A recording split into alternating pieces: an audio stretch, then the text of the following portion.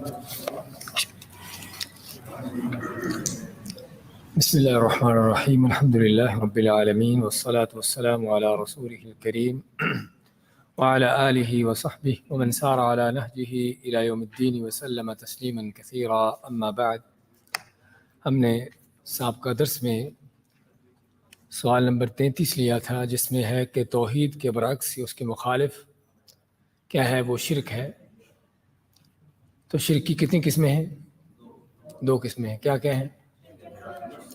شرک اکبر اور شرک اصغر۔ شرک اکبر کیا ہے؟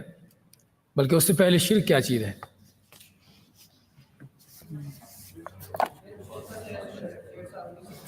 شرک کے لغوی طور پر شراکت سے ہے کہ کسی کے ساتھ دوسرے کو، یا کسی کے ساتھ شراکت کرنا، یا کسی کے ساتھ دوسرے کو اس کے کام میں شریک کرنا۔ تو اللہ کے ساتھ شرک کیا ہے؟ اللہ کی عبادت میں، اللہ تعالیٰ کے صفات میں، اللہ تعالیٰ کے افعال میں، ان چیزوں میں جو ہے کسی اور کو اس کے ساتھ شریک کر دینا۔ ہم نے ذکر کیا تینوں چیزوں کا ہی کہ شرک اکبر کی توحید الوہیت میں شرک اکبر کب ہوتا ہے؟ جب عبادت اللہ کی چھوڑ کر کسی اور کی جائے، یا پھر دوسرے الفاظ میں کہ اللہ کا حق کسی مخلوق کو دیا جائے۔ مثلا کیا مثال ہے عبادت میں یا توحید الوہیت میں شرک کی؟ غیر اللہ کا سجدہ کرنا، اور غیر اللہ سے دعا کرنا، پکارنا، اس کو نظر و نیاز دینا، یعنی وہ اعمال جو عبادت کے اعمال ہیں، جو بندے کی طرف سے صادر ہوتے ہیں، جو اللہ کے لیے ہونا چاہیے، وہ عمل غیر اللہ کے لیے کرنا، یہ ہے توحید الوہیت میں شرک۔ توحید ربوبیت میں شرک کیا ہوگا؟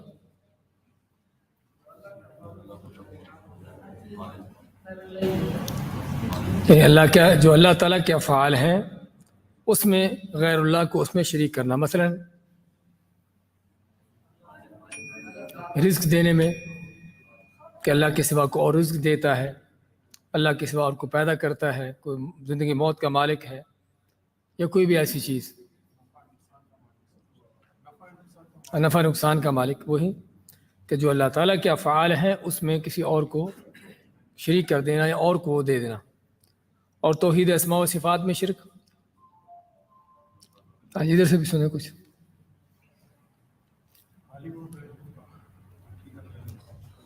اللہ تعالیٰ کی صفات میں سے کسی اور کو، اللہ کی صفت کسی اور کو دے دینا یا کسی اور کو شریک کر دینا۔ مثلا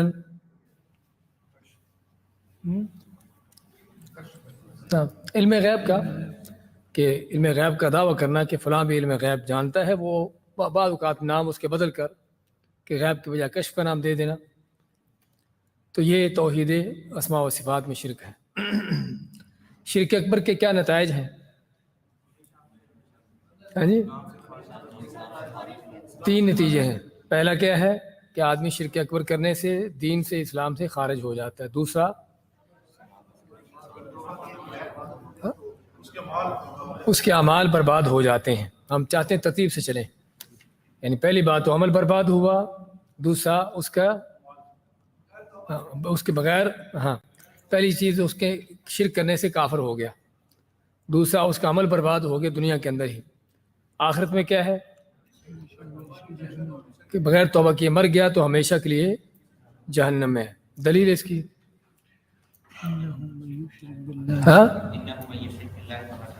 انہ من یشرک باللہ فقد حرم اللہ علیہ الجنۃ ومأواہ النار ان اللہ لا یغفر ان یشرک بہ۔ اس طرح کی کئی دلیلیں ہیں۔ اور شرک اصغر کیا ہے؟ کیا ہے وہ؟ بھائی میں نے شرک اصغر کیا ہے مثال نہیں پوچھی آپ سے۔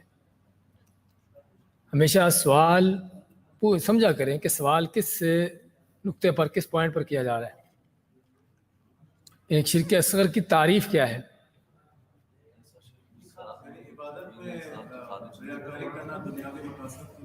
نہیں، وہ بھی سارا مثالیں آپ دے رہے ہیں کہ اللہ کی عبادت کرتے ہوئے کسی اور کو شریک کر دینا. عبادت اللہ ہی کی کر رہے ہیں لیکن اس میں کسی اور کو بھی شریک کیا جا رہا ہے. یہ اس میں ریاکاری آ جاتی ہے، دنیاوی مقاصد آ جاتے ہیں، یہ چیزیں آ جاتی ہیں.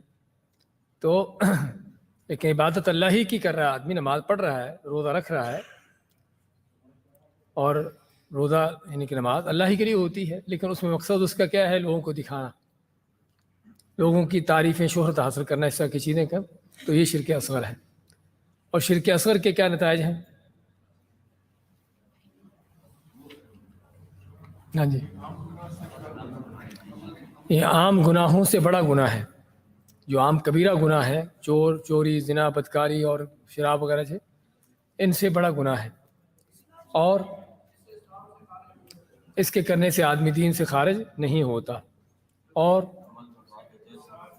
جس عمل میں شرک اصغر کیا گیا ہو وہ عمل برباد ہوتا، باقی عمل برباد نہیں ہوتے. اور آخرت میں اس کا کیا انجام ہوگا؟ ہاں جی،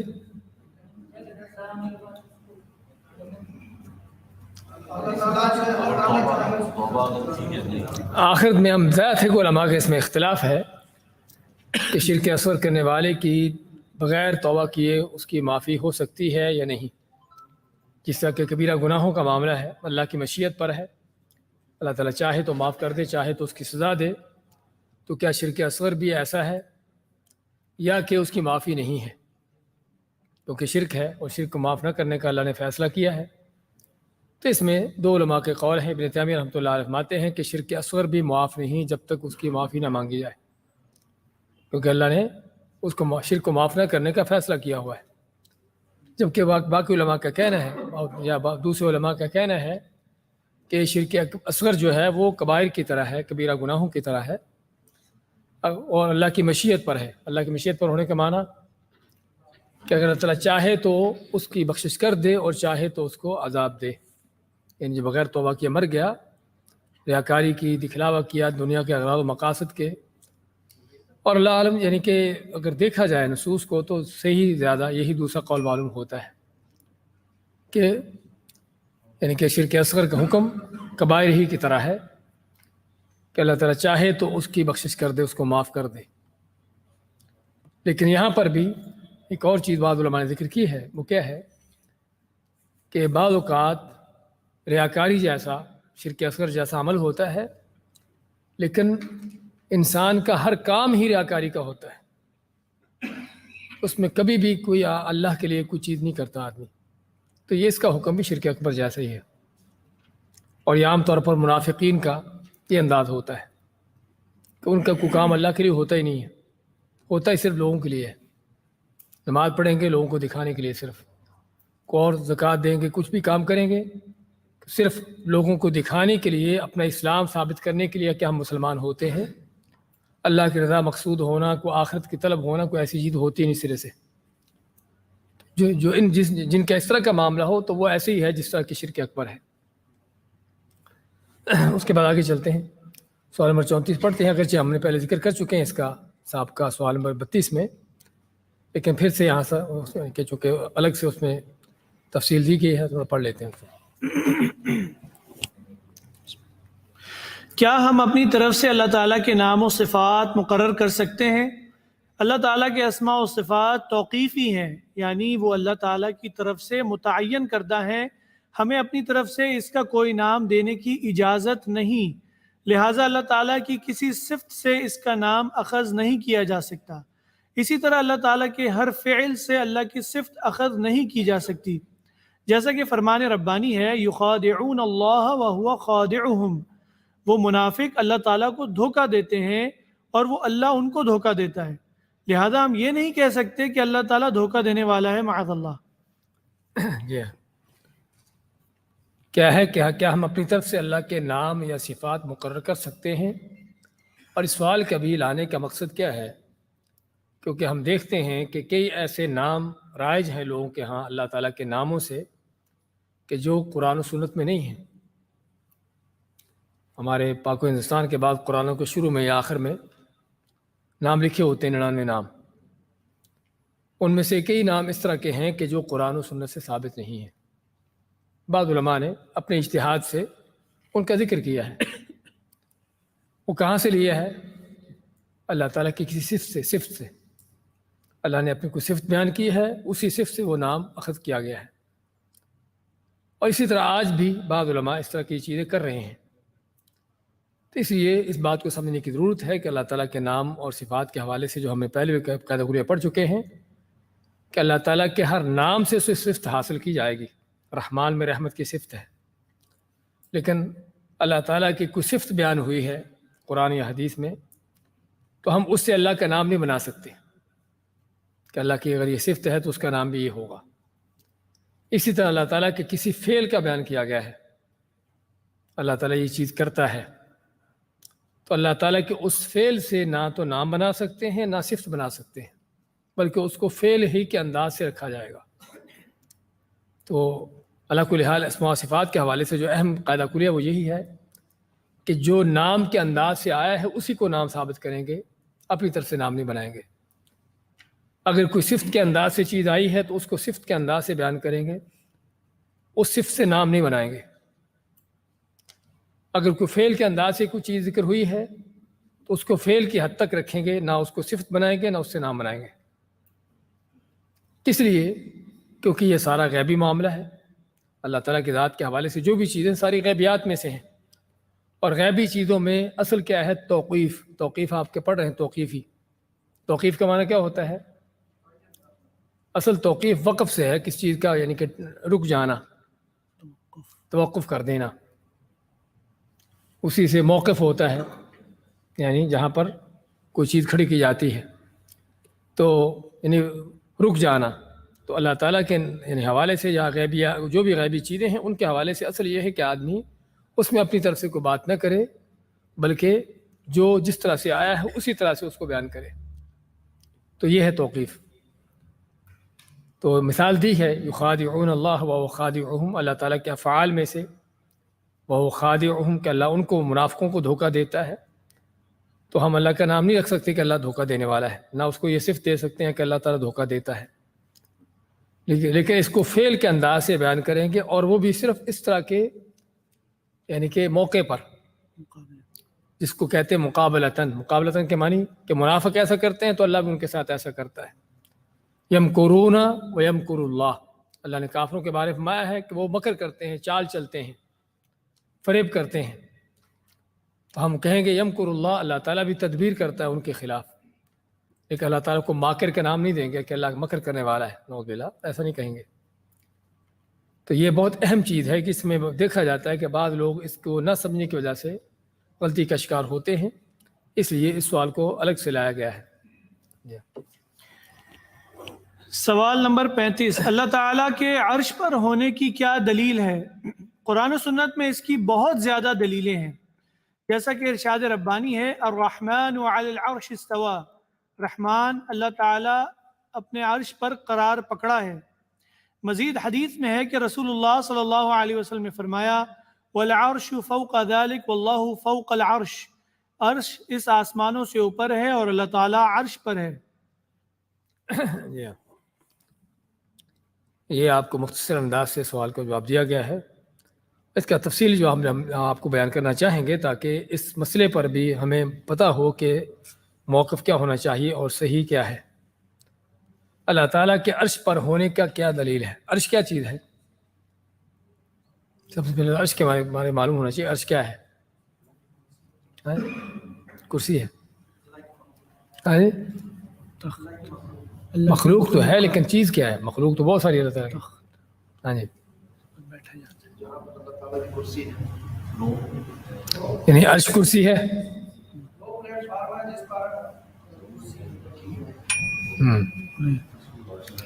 ہاں جی، کرسی تو موضع قدمین ہے۔ ہم یہ معلوم کرنا چاہتے ہیں کہ تخت کے بارے میں آپ کا تصور کیا ہے، یا عرش کے بارے میں آپ کا تصور کیا ہے؟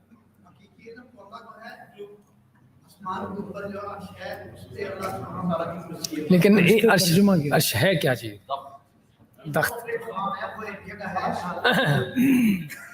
دیکھیے بھائی، اس میں ہمیں معلوم ہونا چاہیے کہ کرسی الگ ہے اور عرش الگ ہے۔ بعض لوگوں نے یہ بھی چیزیں مکس کی ہوئی ہیں کہ کرسی اور عرش کو ایک ہی بنا دیا ہوا ہے۔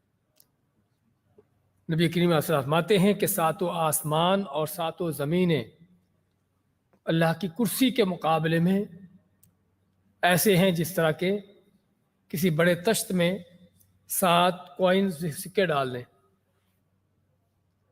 وہ 7 کوائن سکے ایک طرف تھوڑے پڑے ہوں گے چھوٹی سی جگہ پر، اور باقی بڑا تشت۔ یہ بڑا تشت کیا ہے؟ کرسی کی حیثیت ہے، اور ساتوں آسمان و زمین یہ 7 سکے یہ کوائنز ہیں۔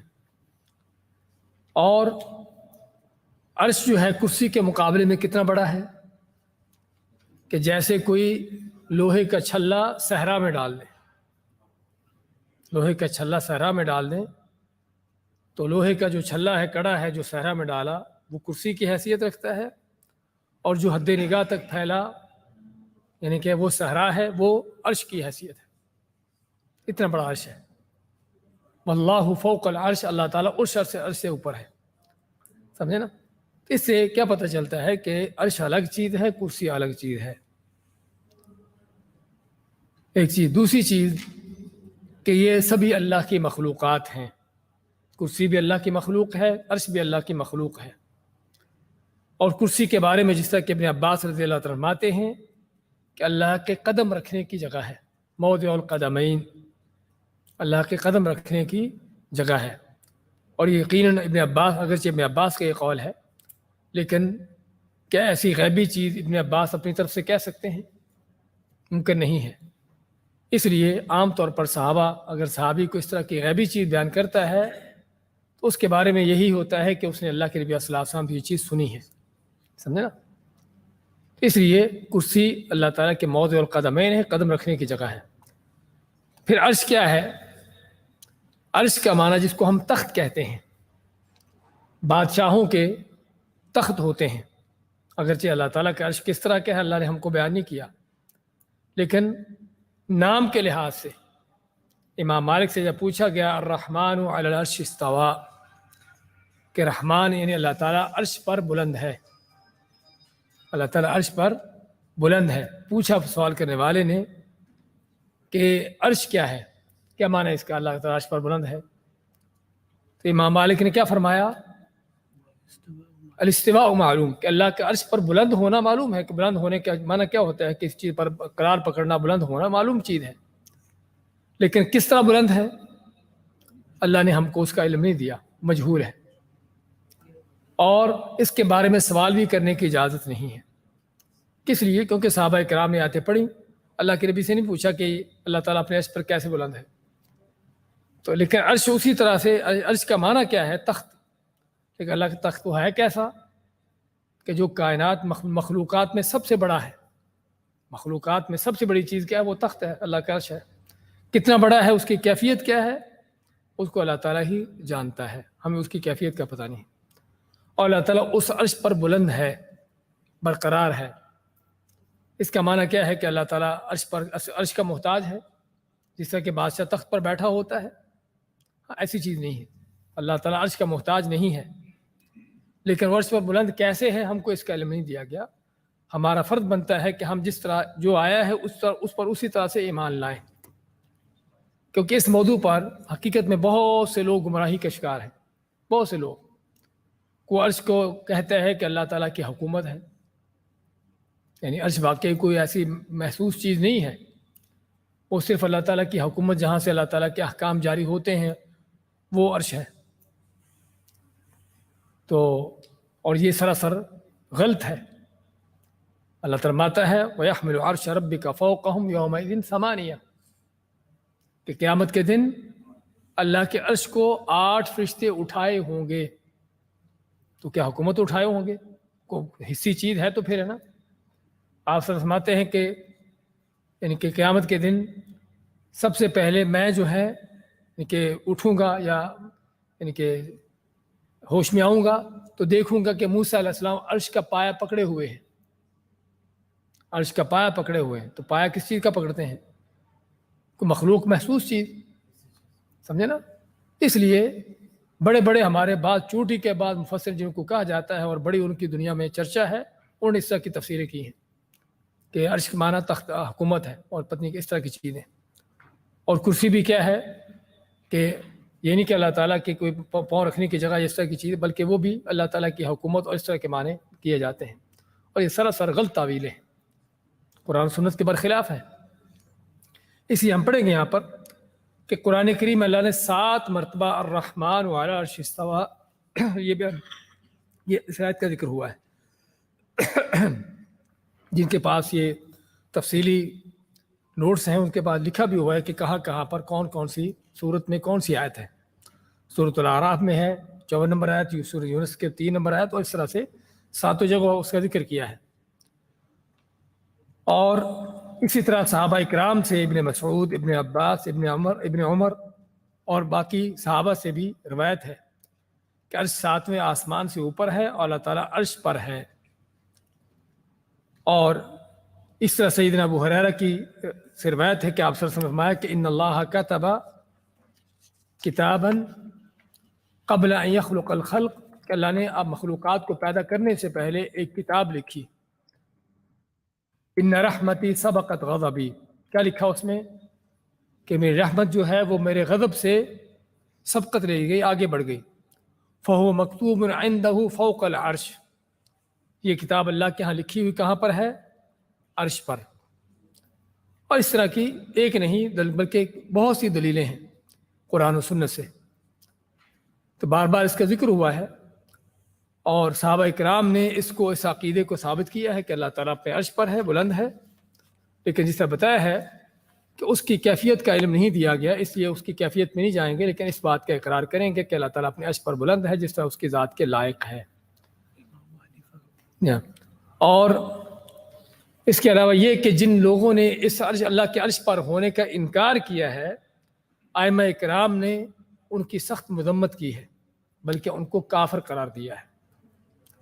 امام ابو حنیفہ رحمۃ اللہ علیہ، ان کے ایک شاگرد ہیں ابو مطیع البلخی، بلخ جانتے ہیں نا، افغانستان کے شہروں میں سے ہے، تو وہاں کا ابو مطیع نامی شخص ہے ان کا شاگرد، وہ خود لکھتے ہیں کہ میں نے امام صاحب سے پوچھا، امام ابو حنیفہ سے پوچھا کہ اگر کوئی یہ کہتا ہے کہ اللہ تعالیٰ کے بارے میں پتہ نہیں کہ کہاں پر ہے، آسمان پر ہے کہ زمین پر ہے، کہاں پر ہے، تو امام صاحب نے فرمایا کہ وہ کافر ہے جو کہتے ہیں کہ اللہ کا پتہ نہیں کہاں پر ہے۔ امام صاحب فرماتے ہیں کہ وہ کافر ہے، کس لیے؟ کیونکہ قرآن کو جھٹلا رہا ہے۔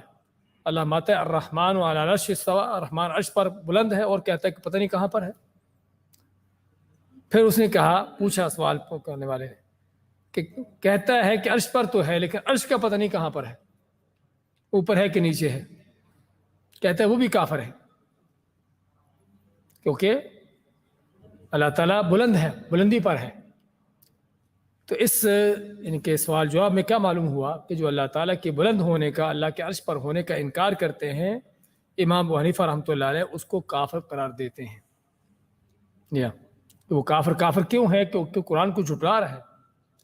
اللہ نے اسی ایک آیت ہی انہی الفاظ کے ساتھ اس کو قرآن میں 7 مرتبہ دہرایا ہے، اور اس قدر تاکید کے ساتھ اسی کا بیان ہونا کس بات کی دلیل ہے کہ کس قدر اہم عقیدہ ہے کہ جو مسلمان کو اپنانا چاہیے، اس کو سمجھنا چاہیے، جاننا چاہیے۔ تو لیکن جس طرح ہم شروع میں ذکر کیا ہے کہ ہم یہ تو کہیں گے کہ اللہ تعالیٰ اپنے عرش پر برقرار ہے، بلند ہے، بلند ہونا معلوم ہے، لیکن کس طرح سے ہے ہمیں اس کا علم نہیں دیا گیا، اس کی کیفیت مجہول ہے، اور اس کے بارے میں سوال کرنا کہ اللہ تعالیٰ کیسے بلند ہے، یہ بدعت ہے۔ بدعت کیوں ہے؟ کیونکہ صحابہ کرام نے اس طرح کے سوالات نہیں کیے۔ تو یہ ہے اللہ تعالیٰ کے عرش پر بلند ہونے کے حوالے سے جو اس کی تفصیلات ہیں، اور اس کی اور بھی کئی دلیلیں ہیں اللہ تعالیٰ کے بلند ہونے، اونچا ہونے کی۔ وہ لونڈی کا وہ قصہ کہ معاویہ بن حکم سلمی، ان کی لونڈی تھی، تو کہیں بکریاں چرواتے ہوئے کوئی بھیڑیا بکری اٹھا کے لے گیا، تو ان کو غصہ آیا، انہوں نے لونڈی کو تھپڑ مارا کہ تم نے اس کو کہ کیسے بکری کو ضائع کروا دیا۔ پھر انہوں کو اس بات کا احساس ہوا کہ میں نے زیادتی کی ہے، اور شرعی طور پر اگر کوئی اپنے غلام یا لونڈی کو یعنی کہ ایسی مار مارتا ہے کہ جو شرعی طور پر جائز نہیں، تو اس کو پھر کیا ہے، وہ آزاد ہو جاتے ہیں، ہاں اس کو آزاد کر دیا جاتا ہے۔ لیکن انہوں نے تو تھپڑ مارا تھا، لیکن ان کو یعنی کہ احساس ہوا کہ میں نے زیادتی کی ہے، تو انہوں نے اس کو آزاد کرنے کا فیصلہ کیا۔ تو آپ کے پاس آتے ہیں اور آ کر فرماتے ہیں کہ میں اس کو آزاد کرنا چاہتا ہوں۔ آپ لونڈی سے پوچھتے ہیں این اللہ، کیا مانے این اللہ؟ اللہ کہاں ہے؟ آپ صلی اللہ علیہ وسلم سوال کر رہے ہیں کہ اللہ کہاں ہے، اور ہمارے مولوی کہتے ہیں کہ یہ سوال کرنا کفر ہے۔ اب یہ پتہ نہیں کہ اللہ کے نبی صلی اللہ علیہ وسلم کو بھی کافر قرار دیتے ہیں، اس کا معنی تو پھر یہی ہوا نا۔ تو آپ صلی اللہ علیہ وسلم اس سے سوال کو، صحیح بخاری کی حدیث ہے، آپ اس سے پوچھتے ہیں این اللہ، کہ اللہ کہاں ہے؟ تو لونڈی نے، حدیثوں میں دو طرح کی چیزیں آتی ہیں، اس نے انگلی بھی آسمان کی طرف اٹھائی اور کہا فی السماء، کہ اللہ آسمانوں پر ہے، اور پھر پوچھا من انا، کہ میں کون ہوں؟ تو لونڈی نے کہا کہ آپ اللہ کے رسول ہو، آپ مانتے کہ اس کو آزاد کر دو کہ یہ مسلمان ہے۔ بہت اہم یہ حدیث ہے کہ نبی کریم صلی اللہ علیہ وسلم نے اس کے ان دو سوالوں کے جواب پر اس کو مسلمان قرار دیا۔ ایک تو اللہ تعالیٰ کا بلند ہونا، اس عقیدہ، یعنی اگر کوئی عقیدہ اپناتا ہے تو اس کے اسلام کی دلیل ہے، اس کے مسلمان ہونے کی دلیل ہے، اور دوسرا نبی کریم صلی اللہ علیہ وسلم کو اللہ کا رسول ماننا۔ تو اللہ کل حال یہ موضوع ہمارے پاس آگے آئے گا اللہ تعالیٰ کے بلند ہونے کے حوالے سے مزید تفصیل سے، لیکن یہاں پر اللہ تعالیٰ کے عرش کے بارے میں بات ہو رہی تھی کہ اللہ تعالیٰ اپنے عرش پر بلند ہے، الرحمن علی العرش استویٰ۔ کہا جاتا ہے کہ اللہ تعالیٰ ہر جگہ موجود ہے، اب اس کی حقیقت یہی ہے کہ قرآن کے عقیدے کے خلاف ہے۔ آگے وہ اب ہمارے پاس آ رہا ہے، وہ آگے سوال نمبر 36 یہی ہے، ہاں جی، اسی آپ کے سوال کا جواب ہے، تفصیل سے دیا ہوا، سمجھے نا؟ اللہ تعالیٰ کا ہمارے ساتھ ٹائم ہمارے پاس کتنا بھی 1 گھنٹہ باقی اس کو۔